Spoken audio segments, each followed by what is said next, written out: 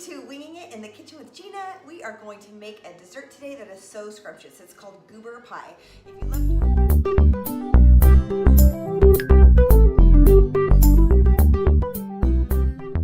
thanks for joining me. We are getting ready to go to my sister's for our Christmas, and I just made an amaretto tiramisu to bring, and then I'm also going to make a goober pie because, well, we have a lot of goobers in our family.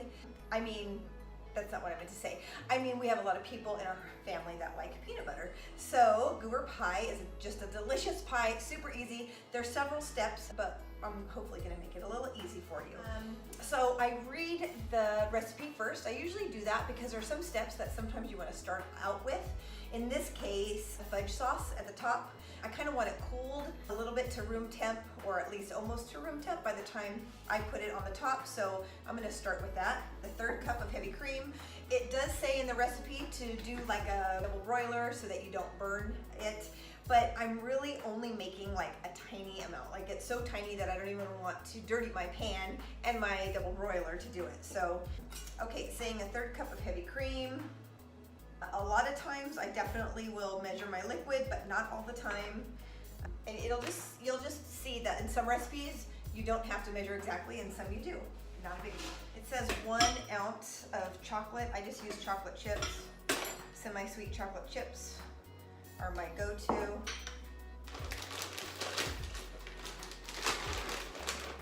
And what does it say? 1 ounce. So I'm just gonna go pour it into.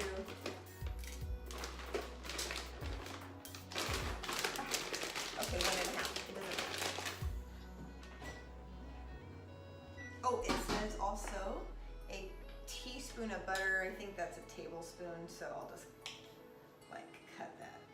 There we go. And I'm just putting it in my microwave. I'm gonna nuke it for like 40 seconds, stir it up, nuke it again, stir it up until it's like a nice creamy fudge sauce, and then I'll set it off to the side.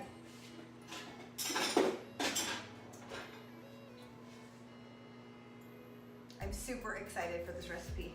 We made it a couple years ago, I think for like a Thanksgiving dinner, and everybody loved it, so I'm excited. Also, I don't even know exactly where it came from. It looks like I retyped it, which means I took somebody's recipe probably and just kind of fudged it a little bit. But I will try to find the original recipe because I always want to make sure that, you know, I give credit where credit is due. So if you just give it a little whip after nuking it, you know, even just 45 seconds, you'll see.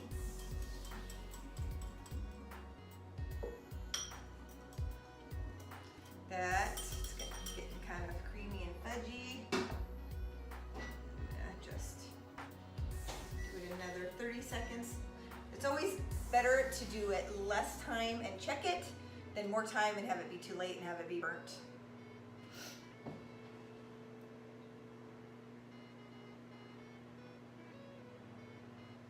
Super excited to make recipes for you guys. Please don't forget to subscribe. Hit the subscribe button.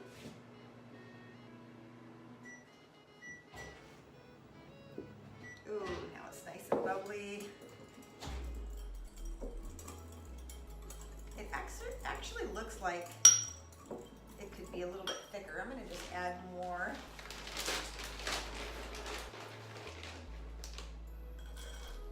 Chocolate chips to that. And I am just gonna set it aside and let the warmth kind of melt the chips, and then I'll just kind of keep giving it a toss every now and then. Another thing that is kind of intermittent in the recipe are peanut butter sprinkles. And so it's 1 cup of powdered sugar.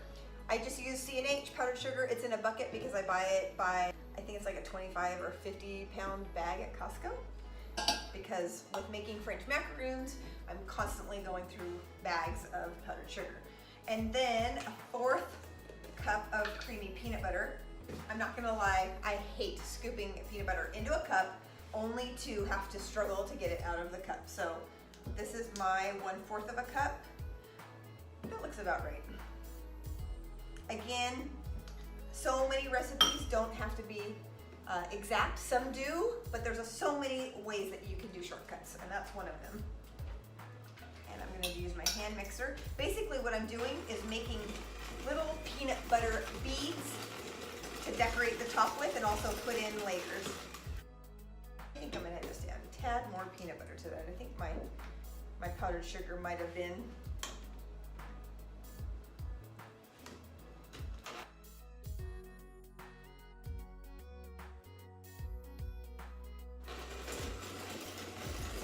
okay, there we go. See how the peanut butter and powdered sugar have come together to kind of form like a little beaded effect. Can you see that?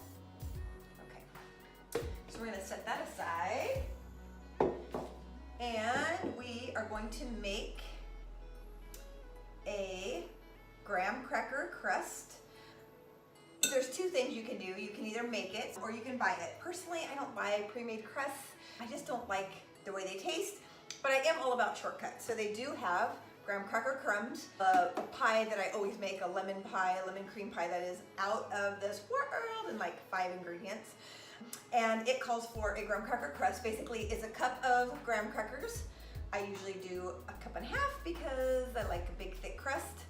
It calls for 3 tablespoons of powdered sugar and 3 tablespoons of butter. I usually just add a tablespoon to make up for the extra 1/4 cup to a 1/2 cup that I add in the crumbs.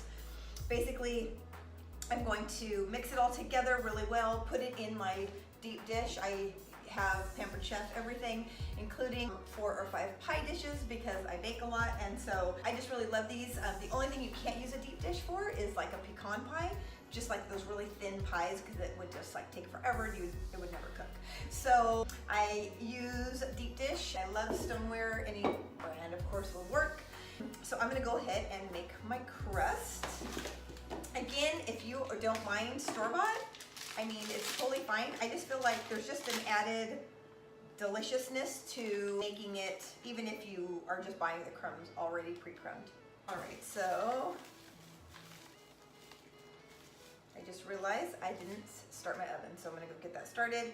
There's a cup and then a little extra to boot.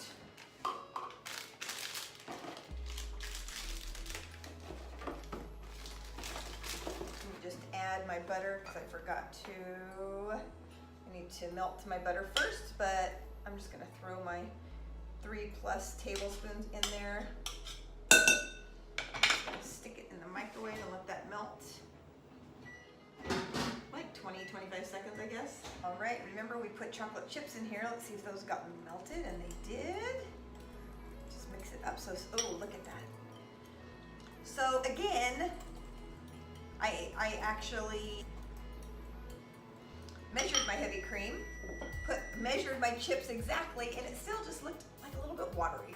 Wasn't like the right consistency that I wanted, so I just threw a few more chocolate chips in there. It's not a big deal.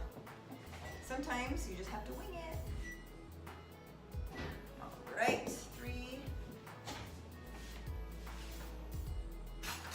I'm just gonna do powdered sugar. So about 3. I think I added extra though, right? So we'll do 4. I know these are kind of heaping, but whatever. It doesn't matter really.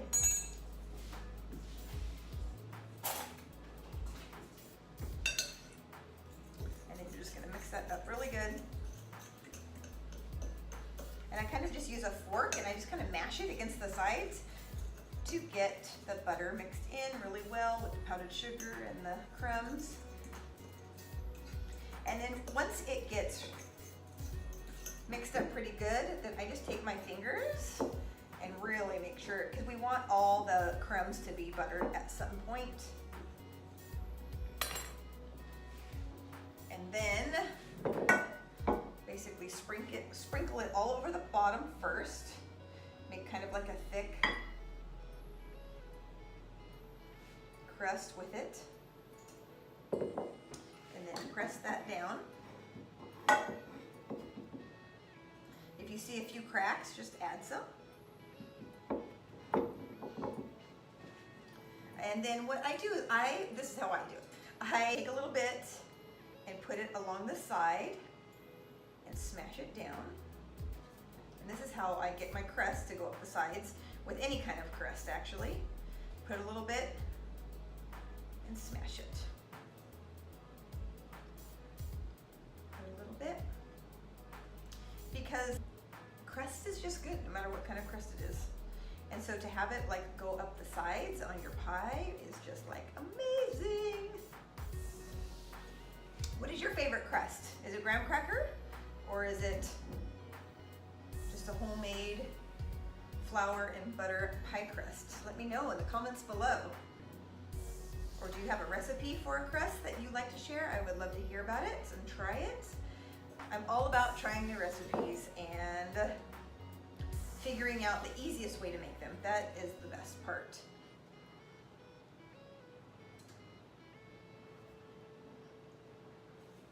So I have a little extra, so I'm just kind of going around and making the sides a little bit thicker. Looks like this side could use a little bit more. So I just wouldn't be able to do that if I only made the exact recipe of 1 cup. It's not trained, if you only have 1 cup, then you can still make it, of course. But it's always nice to have a little bit more. I think that looks good. See how easy that was? It's not a big deal.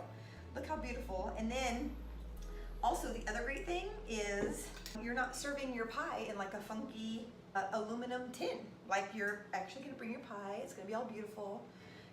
People will know you made it. They're gonna be like, oh my gosh, it's so gorgeous.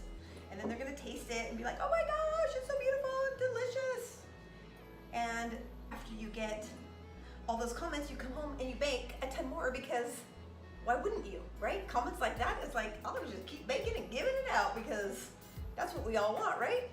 All right, let's put this in the oven and I'll see you back in 10 minutes. Okay, actually, you're not gonna see me back in 10 minutes. Okay, we're gonna keep going here while that is in the oven baking because we have to make what's gonna go in the pie, right? So my oven is actually still heating up. I should have done it way ahead of time, but I didn't, but no big deal. So I'm gonna go ahead and make the inside. Now, as you can see, I've got this bowl. It's the bowl that I made the crust in. It's kind of greasy on the inside because it had butter, right, and powdered sugar and graham cracker crumbs, but I don't really care because it doesn't really matter. I mean, the recipe that we're gonna make right now has cream cheese, peanut butter, and sugar and heavy whipping cream, and I just don't think it's gonna be a big deal to have like some butter on the sides. So I'm lazy, I'm not gonna wash it. I took out the graham cracker crumbs, the residual, and we're gonna call it a day. Same with my blender. You know, there's like peanut butter and powdered sugar on it, but I'm gonna put peanut butter right now on the filling, so it really doesn't matter. Just, I'm all about shortcuts. This is my 8 ounces of cream cheese. It looks like this because I buy a big brick at Costco because I make a lot of cheesecakes, and it's just cost effective to buy the large quantity. So that is my cream cheese, and I am gonna add to that peanut butter. 1 cup of peanut butter. Again, let's see if we can get this right. Let's see. That looks about a little bit like 1 cup. Let's just add a little bit more. There we go. I think that is 1 cup of peanut butter. And it does call for crunchy peanut butter. I don't have crunchy. I kind of don't like crunchy, so I'm just using regular peanut butter. And let's see here. And then mix that up a little bit. And it also calls for 1 cup of confectioner's sugar. So level that out a little bit.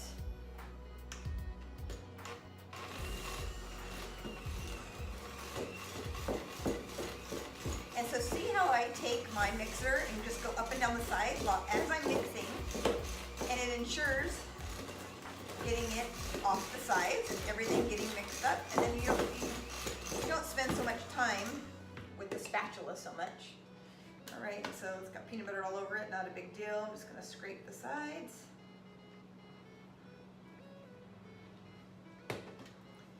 Scrape the sides of the bowl down a little bit.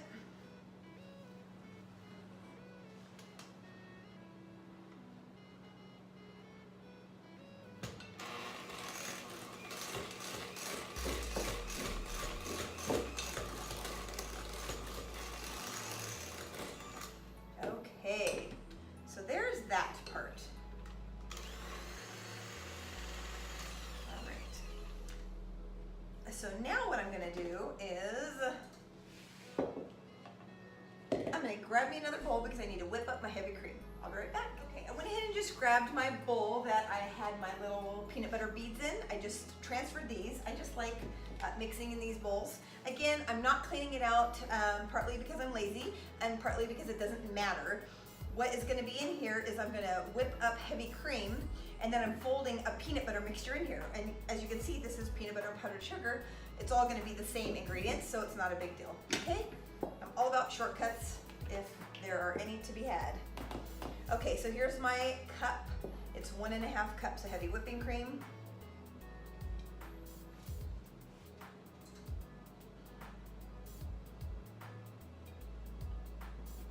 And my measuring cups all have guides on the inside. That's how I know how much I am pouring in. I'm gonna give my little fudge a stir again.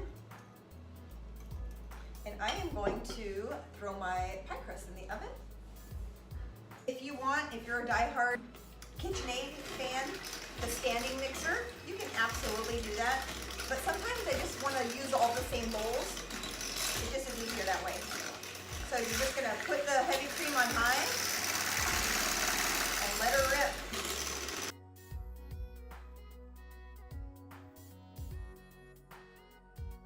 All right, so see how that's nice and thick?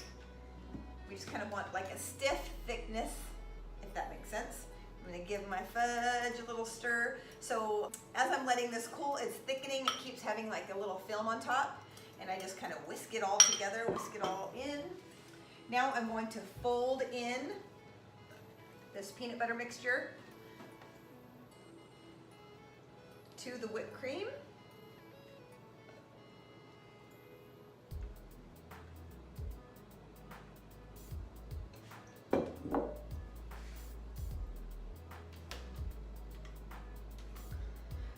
A lot of times when it says fold, it means fold, but again, because I'm lazy, I'm just gonna do a quick whip and then I'll fold the rest in, just to kind of get it combined.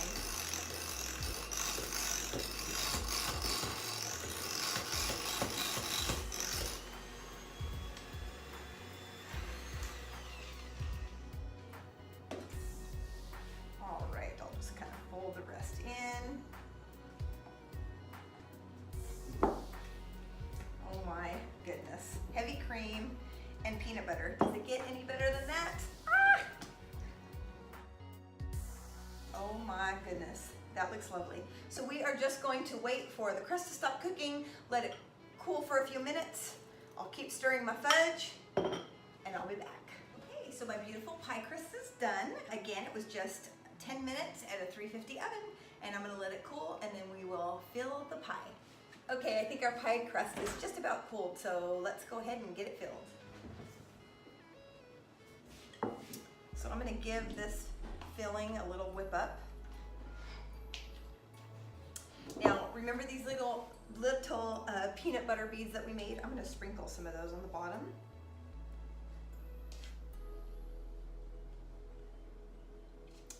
There we go. And then I'm just gonna add this filling on top.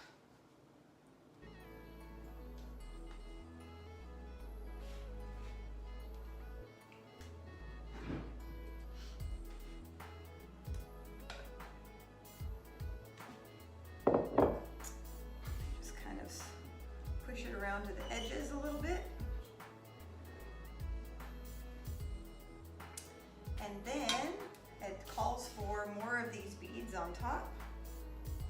Oh my.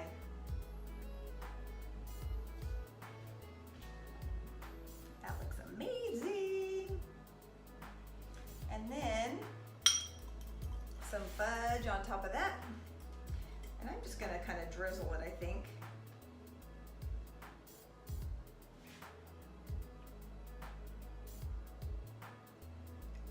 How about if we go this way? We don't want to waste any of that precious fudge. There we go. All right. I think I'll sprinkle a little bit more. Can't ever have enough sprinkles. And then I've got a bag of salted and roasted peanuts from Trader Joe's. I'm just gonna put a couple of those on for decoration. There it is, Goober peanut butter pie. Can't wait to try it later. All right, hope to see you next time in the kitchen.